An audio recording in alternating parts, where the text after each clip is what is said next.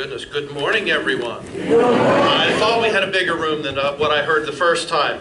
So I didn't think I was going to be able to come up here and talk to an audience like this without having to comment about something that's happening in Washington, D.C.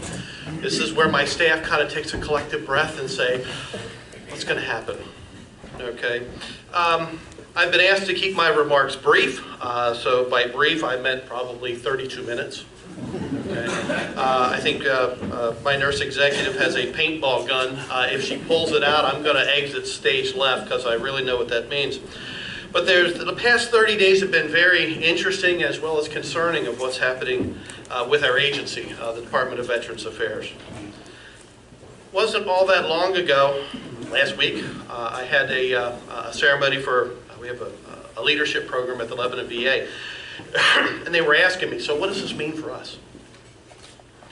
With everything that's happening right now, what's it mean for the agency? What are we going to do tomorrow? What's this? What's that? A lot of questions. Okay. Took a moment, thought about it, and said, you know, it's like a lot of other places. It's easy to get caught up in a moment. Okay. It's easy to get caught up in a moment. It's easy to get distracted by what's going on around you that you really can't affect change about.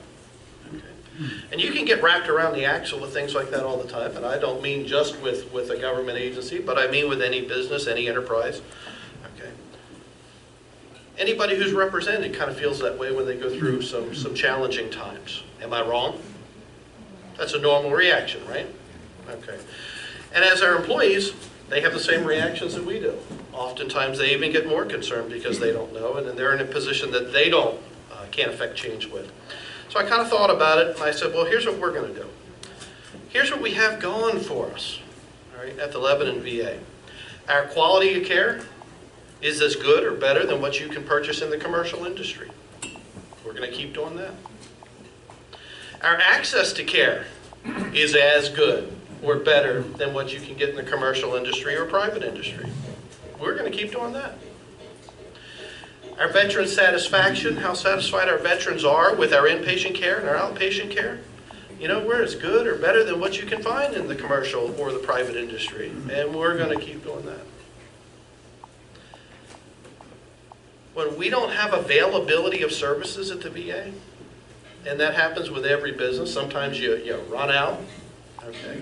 Pam, you're with Edible Arrangements. Gee, sometimes you run out of strawberries, don't you? Yes, you do. So what do you do when you run out of strawberries? You go find them somewhere else, and that's what we do at the Lebanon VA. We purchase our care from somewhere else. It can be Good Samaritan, it could be Lehigh, it all depends on where our veterans want to go. It could be Hershey Medical Center. And you know, we've been doing that for quite some time. And I don't anticipate that's going to change. So at the end of the day, I kind of summed it up, and I told our group of leadership, this is what we're really going to do. Same thing as we did yesterday, same thing as the day before. Because you see that front door that's over there? When a veteran walks through that door, they expect us to be able to take care of them. And that's exactly what we're going to do today. That's exactly what we're going to do tomorrow. And that's exactly what we're going to do the next day. Until everything else shakes out, we see where we're going to go. But there's the bottom line. Our veterans need us. And it is so nice to be in this community, because we wouldn't be able to do what we do at the Lebanon VA without the entire community support. And I've had that for the past 10 years since I've been the director and CEO. And that's what keeps me around this place. That's what draws our providers into the Lebanon VA. There's just something different about our community. We just added a new chief of staff. He comes to us from Walter Reed Bethesda Medical Center. He is just getting out of active duty. He comes from the Lancaster area, and he said, you know, there's just something about this area that's different, and that's why I want to choose to come here. Okay. Just something different. So what we're going to do with everything that's going on in the papers, everything that's going on nationally, we're going to focus on the next veteran that walks through the door, just like we have been doing for the past 70-something years that we've been in business. Thanks, everybody.